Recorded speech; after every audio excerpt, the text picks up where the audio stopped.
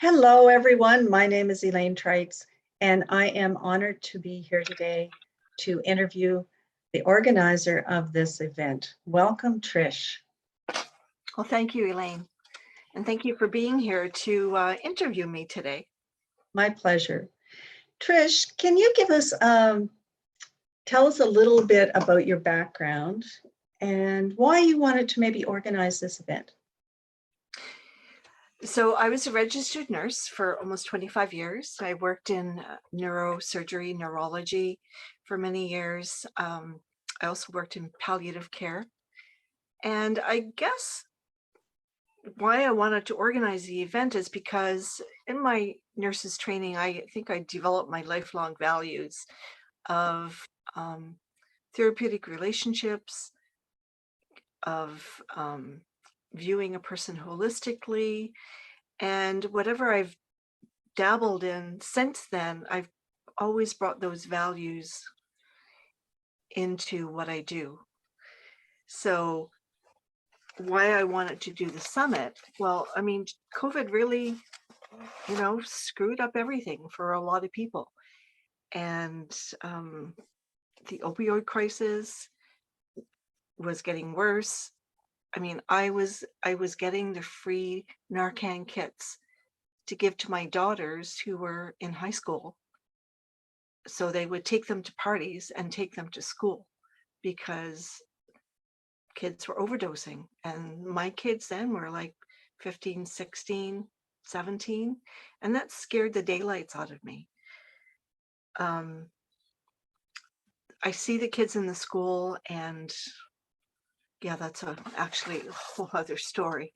But putting the summit together was, I've used some of these therapies throughout my lifetime, and I know they can make a difference. So I wanted to extend my reach into the world to offer my services, but also I want to bring value to as many people as I can. And by gathering these fabulous speakers, I'm able to give credible information by incredible practitioners so they can share their gifts as well, because I think our world is suffering now more than anything, with anxiety, depression, fear about COVID, fear about many, many things. So yeah, that's why I wanted to do the summit. So, Trish, you mentioned your awareness of how these things can make a difference because you experienced it yourself. Can you expand on that a little bit for me? Yeah, sure. So in the mid-90s, I realized that when I got on the bus, that I couldn't even look at the driver and smile and say good morning. And once I made that realization, I thought, yikes, what's going on here? So I was in a depression, and I wanted to do something about that.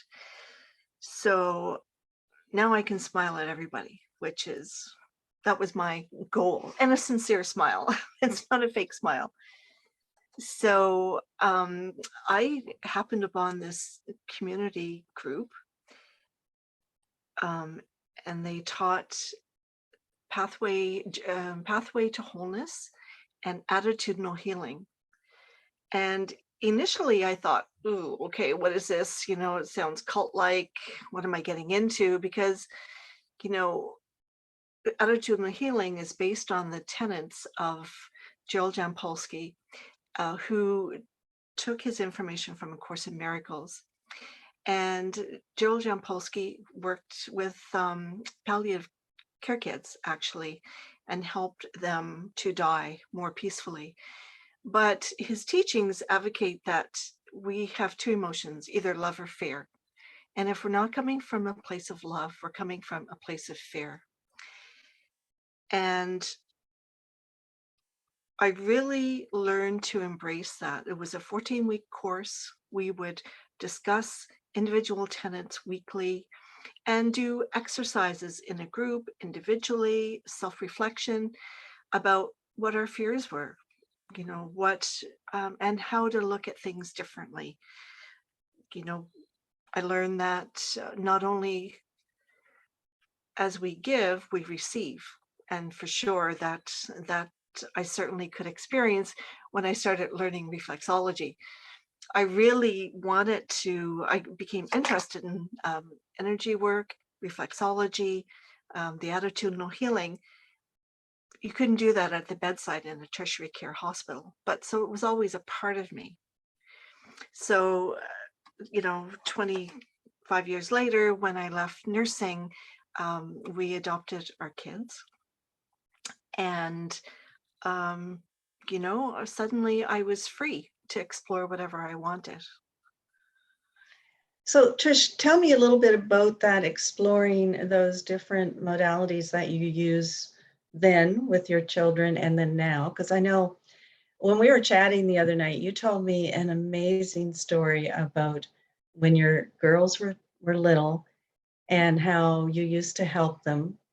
And now, 18 years, 15 years later, how you're bringing new technologies they weren't even available back then, new modalities, new holistic modalities into your family. And tell us a little bit about that.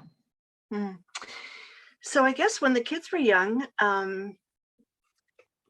being a mom was harder than I thought it was going to be. I'll admit. Um, thank goodness, I found an amazing group for meditation. It was a Vietnamese group, and we did chakra meditations. And so I was with that group for several years, and I certified to do a couple of levels. Part of the process of being involved with that was meditating twice a day. And I did that. And it made such a difference in my life because I was calmer. Um, I was able to put on the brakes when I had to, a little bit easier. And the kids would come with me to meditation sometimes. And not only did we sit and meditate, but we gave treatments to the community who came in. So we would do hands-on healing with the chakras. Sometimes there'd be 3 other people working on one person, just with their hands on. And I experienced the power of that. I experienced the how I could sit with being upset about something. I remember being upset about my mom dying. And that was the first time I realized that I could sit and feel these emotions and then let them pass instead of, just being so caught up. I wasn't aware that feelings come and go as a wave, and that when you sit with your emotions and allow yourself to feel them, they pass. They come back, fair enough. You sit with your emotions, you don't deny them, you don't put them down, which I did for a number of years. You feel them, acknowledge it, and then you don't have to do anything. They naturally pass. And that was a huge aha for me. So that was with meditation. From that, my kids used to, when they would come, they're both pretty active kids. So one thing that was really neat was my youngest daughter in particular would say at home, "Mom, will you give me a treatment?" Oh, So at night, I would crawl into bed with her and give her a treatment. And I'll tell you, our relationship was a little bit fraught. So this was a beautiful time for us to reconnect. And I really appreciated that ability to quiet myself and be able to be with her. And I mean, as a young kid in elementary school, right up until now, she will turn to me and ask me for help. And that's what I love about it. So when they're infants, I would rub their feet. Baby's foot is pretty small. You can't really do a lot of reflexology, but I mean, specific points. But, massage, the power of touch is incredible. Um, it it helped our relationship. I know it helped the kids, and yeah, for sure. And I see even touch when I go visit my mother-in-law who has Alzheimer's. And actually, before that, as a nurse, when I was in palliative care, sitting with somebody, knowing that individuals have the power within them, they have the answers within them. And so it's not about healing them or doing things for them, it's being with others on their journey and allowing things to unfold. And I've learned that that's what life is about. It's their journey. You can't fix things, you can accompany people. Um, and that's what I love about doing energy treatment. You just offer that opportunity to be with somebody. The same with reflexology. You offer, some people love to have a treatment. So they love to be able to have their feet touched, their hands touched. You know, I want to be able to teach people how they can do that for themselves because there's so many tools out there. And that's why I've invited such a wide variety of practitioners to the summit, because they all have something um, to offer that our listeners can do for themselves. So we don't always have to go to somebody else. That is great. That is great. And the story you told me the other night about your daughter doing her homework, share a little bit about that with us. Yeah. So that was really neat. Um, my daughter is almost 18 and she's doing some online learning still. Throughout the pandemic, she's been at home and it's been on again, off again. It's been a real struggle for her. She has anxiety. She's got some challenges. And I woke up a couple of days ago in the morning and I could hear her angst. And she was at the kitchen table with my husband and they were doing some math. And, she was so distraught. And when I came downstairs, she said, "Mom, haven't you got something that can help me to relax?" And I said, "Well, yeah, of course, of course. I do. I mean, I've been offering the girls um, the tools that I've learned from Vox, actually. And um, so we have a sleeve in particular that helps with anxiety. It helps a person to calm down, refocus. And so I gave Amy the sleeve to put on. And then, anyway, I went about my business. And so I said to her later, I said, "So how did it work, Amy? Did the sleeve make any difference?" And she said, "Well, Mom, did you hear me screaming anymore?" She said, "Didn't you notice I was able to sit down and do it?" So it was like, wow, that's, amazing. I've had Vox tools in our house for 5 years, and the kids weren't always interested.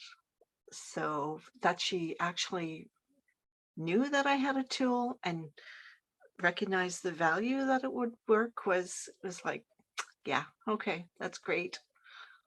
Yeah, Yeah. she was listening. She was hearing you help others, seeing you help others over the years that since you found the Vox modality and putting it in all your treatments with people and helping.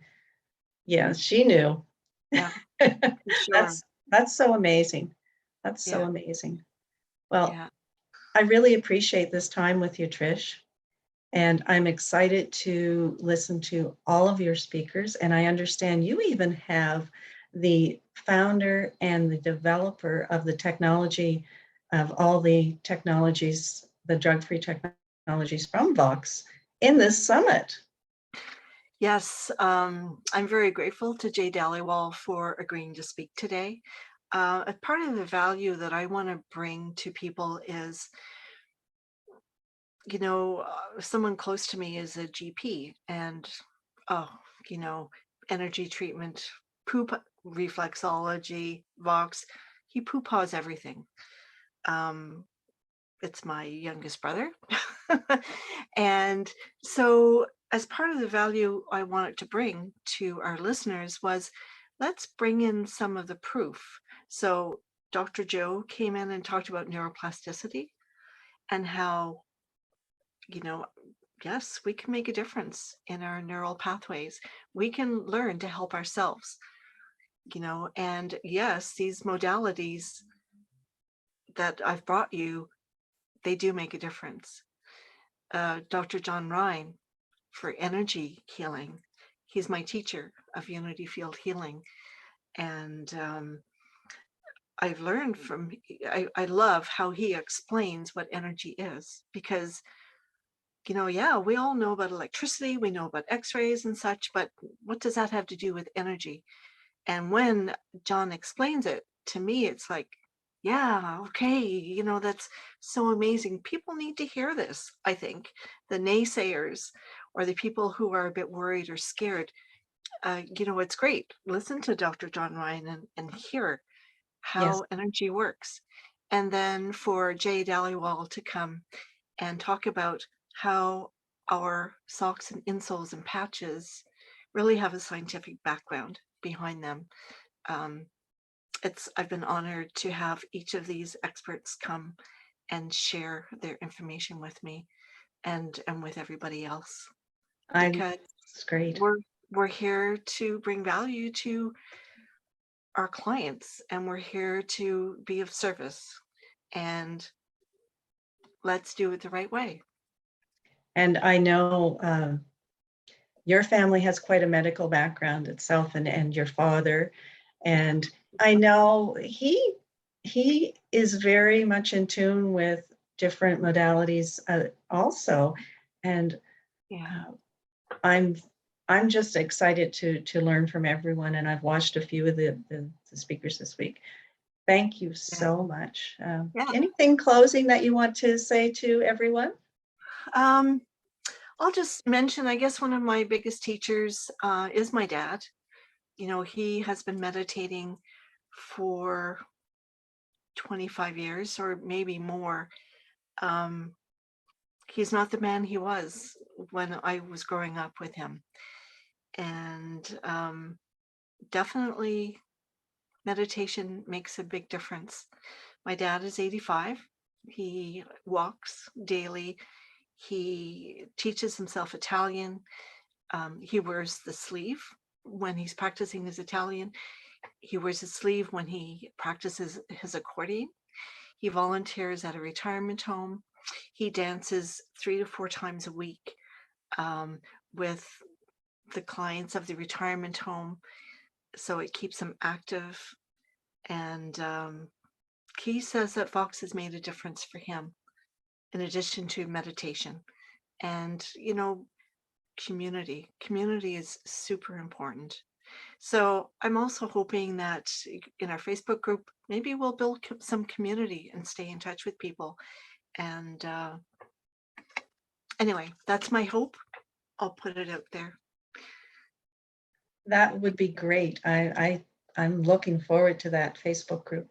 Thank you very much, Trish, and all the best with the summit, the rest of the summit, and we'll be talking to you soon. Okay. Thank you, Elaine. You're Appreciate welcome. your time. Okay.